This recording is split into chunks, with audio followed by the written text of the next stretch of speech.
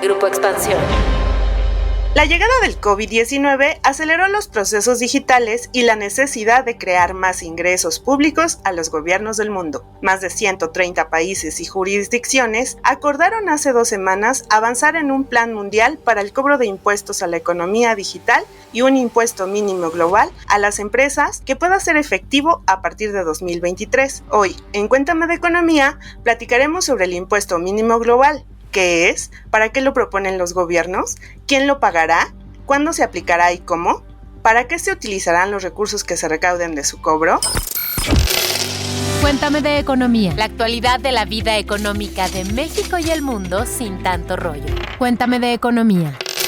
Hola podescuchas, bienvenidos a un episodio más. Mi nombre es Dainzú Patiño, soy reportera de Economía en Expansión. El impuesto mínimo global es un tema muy interesante porque trastoca varios de mis temas ñoños favoritos, como el de los paraísos fiscales, la economía digital, la recaudación y también la retribución del pago de impuestos, obviamente. Para hablar de ello, y porque también es un ñoño, me acompaña José Ávila, reportero de la Mesa de Economía en Expansión y quien escribe e investiga de comercio internacional y finanzas personales, así que nos ayudará mucho a comprender qué diablos es este impuesto mínimo global. Hola, Pepe. Hola, Dain. Hola, podescuchas. Me da mucho gusto colaborar a hacer menos pesadas nuestras dudas existenciales sobre la economía a través de su podcast favorito. Y pues, como ustedes saben, podescuchas, en esta vida solo tenemos 2 cosas seguras: la muerte y los impuestos.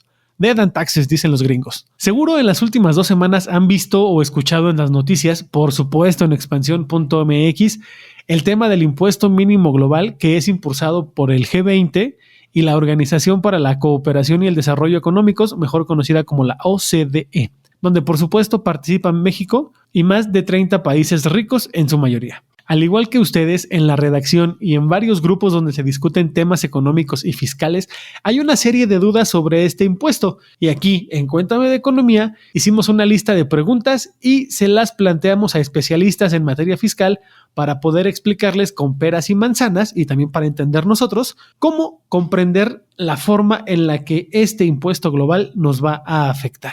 Así que bueno, ¿qué les parece si comenzamos por lo básico? ¿Qué es el impuesto mínimo global? ¿No? ¿De qué se trata? ¿Con qué se come? Y por supuesto, ¿qué buscan los países con su implementación? Ante todo, podescuchas, debemos tener claro que este es un plan de la OECD que tiene 2 pilares, aunque el que más resuena en las noticias es el del impuesto mínimo global a las empresas. Para entenderlo de una manera más sencilla y como yo lo concibo, es como un plan mundial para gravar a la economía digital, que es el pilar 1, y el pilar 2, que es el impuesto mínimo global, el cual busca evitar que grandes empresas, cosa que no pasa, lleven sus capitales y ganancias a países con menores o 0 tasas de impuestos, comúnmente conocidos como paraísos fiscales. Además de poner, digamos, una cancha pareja para la competencia entre los países por inversiones y que esta no se base en bajas tasas de impuestos, sino en ser más competitivos ofreciendo infraestructura para el movimiento de mercancías y de personas o teniendo población altamente capacitada para desarrollar su trabajo. Cohen Van Heck, socio de impuestos internacionales de EY, me ayudó a comprender este tema y esto es parte de lo que nos explicó. Pues este pilar número 1, yo creo que es el más revolucionario, creo yo, va a ampliar este concepto de establecimiento permanente. Ya no necesitas tener gente o una oficina antes de que el otro país el país de fuente o el país mercado te pueden grabar. Y eso es en donde creo yo hay más oportunidad para países como México grabar las ventas por parte de empresas grandes digitales, ¿no? Los Facebooks y Googles, los nombres que están en los periódicos. Esta nueva regla aplicaría a empresas que tienen ventas de más de 20 mil millones de dólares, que tienen una rentabilidad de más del 10% y que venden más de $1 millón en un país particular. Eso sí, este umbral está bastante bajo y si a México seguramente le va a tocar algo de recaudación porque va a poder grabar algo que hoy en día no puede, ¿no? Hoy en día ni la ley de impuesto sobre la renta prevé un gravamen sobre una empresa extranjera que te vende productos por internet, digamos, ¿no? Sí. Y ni los convenios para evitar la doble tributación lo permiten. Luego de escuchar a Cohen, recordemos, podescuchas, que el COVID aceleró el avance de la economía digital e iba a ser ilógico que los gobiernos, los fiscos del mundo, no quisieran gravar las ganancias de las empresas que están creciendo por brindar servicios y productos de manera digital. Ahora bien, ¿qué les parece si nos vamos a entender el impuesto mínimo global a las empresas? Pero antes, hagamos un paréntesis.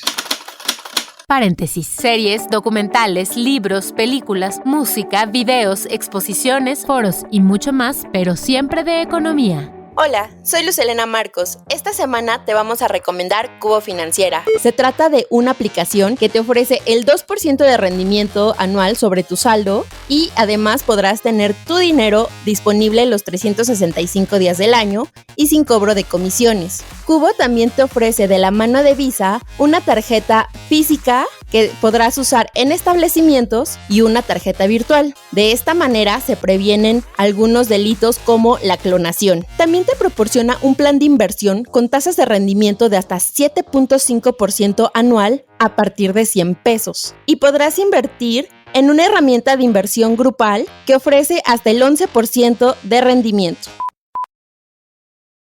De lujo la recomendación de la semana. Gracias, Luz. Y ahora vámonos a lo que sigue, que es el segundo pilar de este plan mundial y el más famoso, el impuesto mínimo global empresarial. La principal duda que nos surgió sobre este concepto es si el impuesto mínimo global es un nuevo impuesto, y esto se lo preguntamos a David Cuellar, quien es socio de impuestos en PricewaterhouseCoopers, y esto fue lo que nos explicó.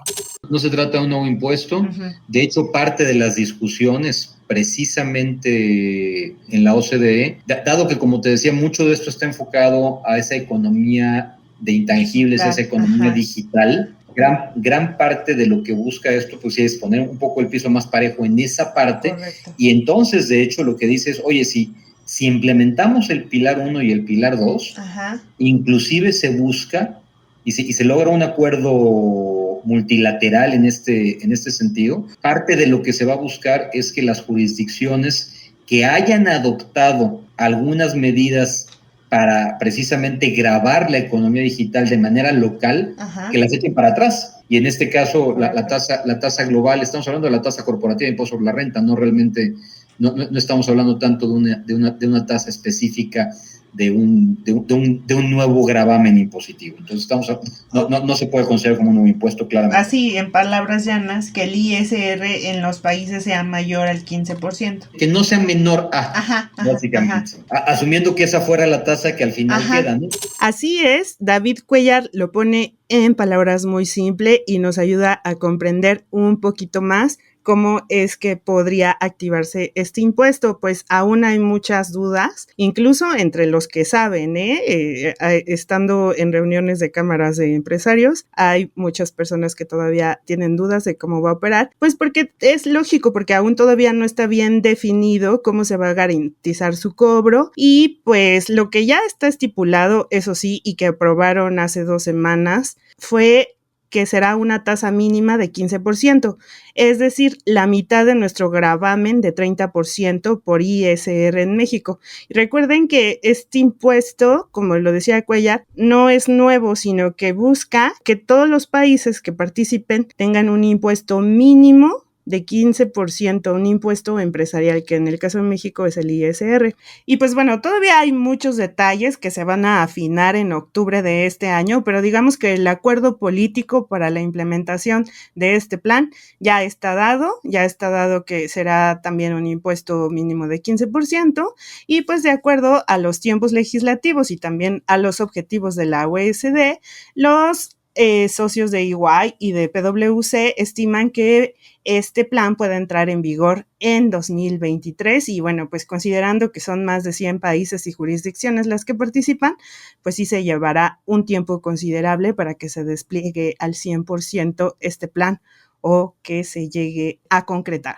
Y bueno, sobre la recaudación derivada de este plan, el subsecretario de Hacienda, Gabriel Llorio, ha informado que el potencial recaudatorio es de $1,500 millones, algo así como más de 30,000 millones de pesos que no caerán para nada mal al fisco mexicano cada año y con suerte comenzarán a aumentar tras la apertura de la economía. Y así es, pues esto del impuesto mínimo global también y sus objetivos vienen muy en sintonía con todo el plan en materia tributaria que ha desarrollado la jefa del SAT, Raquel Buenrostro, para el pago de manera efectiva del ISR por parte de las grandes empresas, además de evitar que las ganancias se vayan a países de baja tasa impositiva. Ahora, es común que cuando hay cambios en materia fiscal para las empresas, estas trasladan cierto porcentaje del costo que generan estos cambios a los precios de sus productos o servicios a los usuarios finales. ¿Y quiénes son estos usuarios finales? Pues somos nosotros. Así que como consumidores y sobre todo como pagadores de impuestos, debemos estar bien atentos en qué se utiliza cada uno de los pesos que pagamos en impuestos por estos cambios. ¿O no, Pepe? Ayúdanos a contestar una duda. ¿Qué van a hacer los gobiernos con el dinero que se recaude de este plan global?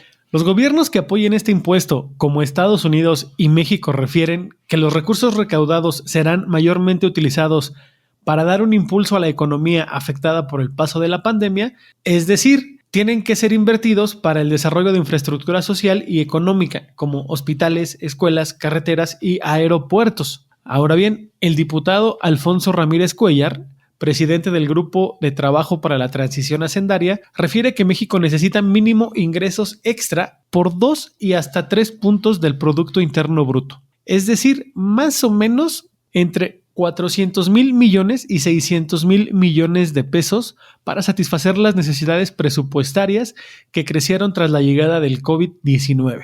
Y así está la mayoría de los países, no crean que México es un caso especial. Entre ellos, el mayor impulsor de este impuesto, Estados Unidos, también con crecientes necesidades de su presupuesto público. Pues recordemos que Estados Unidos fue de los países que más paquetes y más dinero aprobaron para ayudar a la población, a los gobiernos y a los estados a salir del impacto que provocó la pandemia. Y bueno, pues nosotros como pagadores de impuestos, porque sí pagaron sus impuestos, ¿verdad? Esperamos que estos recursos se utilicen para los fines sociales que urge atender y no acaben en casas blancas o de Malinalco o en coches, como se ha visto en el pasado. Y ahora, pues, ¿qué les parece si antes de despedirnos escuchamos de nueva cuenta a Luz Helena con el Cuéntame tus dudas de esta semana? Cuéntame tus dudas. Tú preguntas, nosotros te contestamos. Esta semana, @ericapb1 nos preguntó, ¿cuáles son las plataformas seguras para invertir en criptomonedas? Sin duda, una de las plataformas con más experiencia es Bitso, aunque también podrías invertir en eToro y Binance. Acérquense a las plataformas para que comparen las comisiones, las monedas en las que puedes invertir y los montos mínimos. Si ustedes quieren invertir en stables, está también la plataforma Moneta. Cuéntenos cuál ha sido su experiencia y también mándenos sus dudas con el hashtag Cuéntame tus dudas en @EXPEconomía. Gracias a Luz, gracias podescuchas por habernos escuchado. Recuerden suscribirse a Cuéntame de Economía en la plataforma de su preferencia, porque pues obviamente estamos en todas las plataformas de audio y en YouTube también. Adiós. Cuéntame de Economía, un podcast de Grupo Expansión.